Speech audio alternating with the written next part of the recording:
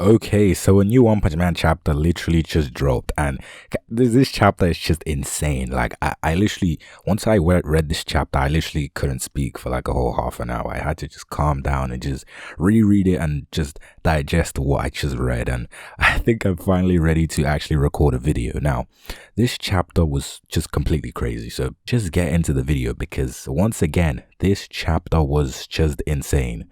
So this chapter basically starts off where we left off in the last chapter, kind of. Well, not really, but we left off in the last chapter with Evil Natural Water. But in this chapter, we're starting off with Platinum S versus Flashy Flash.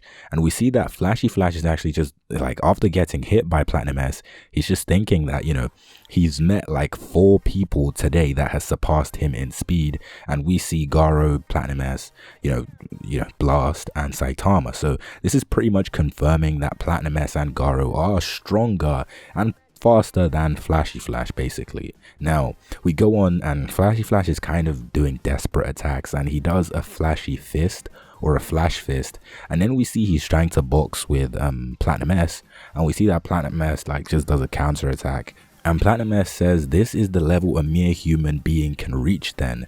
And he then, is basically mocking Flashy Flash at this point. And Flashy Flash then goes in with a flowing Shadow Feet fist whatever attack. And then we see that Platinum S then just retaliates back. And Garo also does get a hit in on Flashy Flash as well. And we see that Platinum S is pretty much just mocking Flash in this situation and says that, heroes don't really they're just trying to protect their pride. And he's like kind of comparing Flashy Flash to Darkshine in this sentence.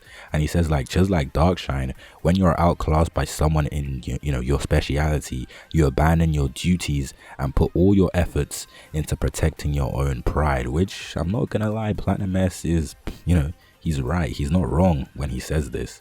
But then moving on, he then just, straight up kicks Flashy Flash down into the earth, and Flashy Flash is just smashed to the ground, and that's pretty much the end of Flashy Flash for this arc. Then we go on to Platinum S versus Garo, and I did predict this happening in the last, in my last video. I did say that this freeway fight will come to an end, and I'm right, this freeway fight is coming to an end, and we see that Garo is now boxing with Platinum S, and we see that Platinum S and Garo are going at insane speeds at this point. They're going even faster than when they were facing off against Flashy, and we see that they are it says that they traced out a structure even more dense than the 3 lights did. And it's just a crazy like plethora of different speed lines in this panel, and it just looks insane because this just goes to show how strong Platinum S and how fast Platinum S and Garo are. Then we see that Garo goes in, just accelerating at Platinum S, and we see that he goes down and he smashes Platinum S to the ground. And we see that they split apart, and Garo and Platinum S both fall to the floor. And Platinum S is, he's taken a lot of damage here. And we see that Platinum S rises and screams Garo's name, and they go at each other. And, Garo is just faster than, Platinum S in this situation. And Garo does a Uno reverse card and does what Platinum S did to him and says, "Let me pass through for a sec." And we see Garo just straight up just crash straight through Platinum S and destroys him. And we see that this is the end of Platinum S, and just goes to show that Garo is just now on a whole new level. Like, I'm pretty sure I should make an even more updated video about how strong Garo is currently, because we've seen that this guy has just gone beyond what we expected currently. I expected Garo to be approaching Awakened Garo level, but just not just there. But it seems like he's getting closer and closer to that level. Now we see that in the next panel, Blast is actually here, and we see that he's talking to Tatsumaki. Well, it seems like Blast pretending to be Blast, and once God figures out that Tatsumaki has discovered him, he then just goes away because I guess his plan that he was thinking has pretty much been failed here. But then we go on to, Blast, the real Blast this time, and we see that Blast comes to Tatsumaki and says, "Tatsumaki," and he says, "You resisted it. You sure have grown. Well, this is obviously a very wholesome panel because we know that Blast is pretty much Tatsumaki's, like, I guess, role model, you could say, because we see that, you know, Tatsumaki looks very happy that Blast is here, and she kind of rests because we've seen that Tatsumaki this whole arc just hasn't rested because she feels like she has to carry that burden of just being the strongest and just protecting everyone. But now that Blast is here, Tatsumaki, you know, she can just rest for now because, you know, I'm guessing she has like a sense of security now that, you know, the main man is here. Now we go on to the next panel and we see that King is here, and King just straight up says Blast, and we see that Blast is obviously telling King that, you know, he should handle this, and we see that Blast probably believes that King is really strong, but we all know that King is kind of an interesting case. But moving on, we see that in the next panel, you know, King is talking and to Blast, and King then says, you know, he has backup, and we see that Blast is saying, I'm not fighting alone out there, you know, and he's showing like there's like this panel with different beings along with Blast in like you know, in like an orb to show that, you know, we do have more people out there that we have not been introduced to yet.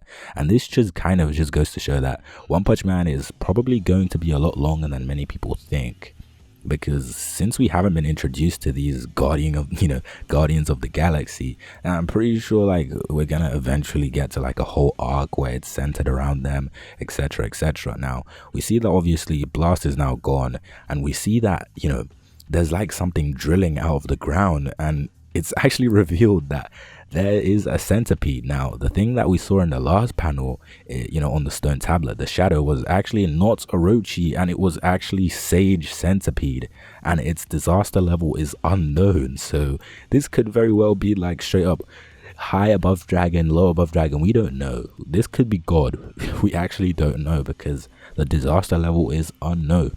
And we then see that this centipede is obviously much bigger than Elder Centipede. So, you know, I'm pretty sure this centipede is related because Garo does say that I guess that centipede from before still had its own boss. So I guess these centipedes are kind of, you know, Elder Centipede and Sage Centipede are obviously connected in some sort of way. And Sage Centipede is obviously a lot stronger. Then we go on to the next panel and we see that Sage Centipede is talking about how, you know, we have been sent here to destroy the abominable fist that turned against God by the incarnation of our father, the earth. So this is basically another monster that, you know, that's being sent by God. Then that could basically mean that Elder Centipede was also sent by God, who knows. But anyway, moving on, we see that Evil Natural Water is now coming to the scene, and we see that Evil Natural Water is saying suffer divine retribution and destruction, and we see that the disaster level for Evil Natural Water is unknown. So this could also very well be a god level threat here, or maybe even high above dragon. We don't know because, you know, Murata just hasn't specified. All we can do, to be honest, is theorize and, you know, kind of guess depending on how, you know, he matches up against people like Garo, Saitama, etc. Then we move on to the last panel of this chapter, and we see that Garo is attacking Sage Centipede, and Garo is just straight up attacking everyone at this point, and that is the end of the chapter. Now, this chapter was very, very good, like definitely one of the best so far, and I keep saying this, but One Punch Man just keeps getting better every week. So, you know, this chapter was definitely like a 9 out of 10 and 9.5 out of 10, and we see the death of Platinum S, a new ability from God apparently, and we see that obviously Flashy Flash has been defeated, and we've got a lot of stuff to talk about, and I'm gonna make separate videos for those. This was just kind of like a review, a breakdown of the chapter, but apart from that, that's pretty much it. If you liked the video, make sure you leave a like and subscribe to the channel if you are new, and apart from that, I will see you in my next video.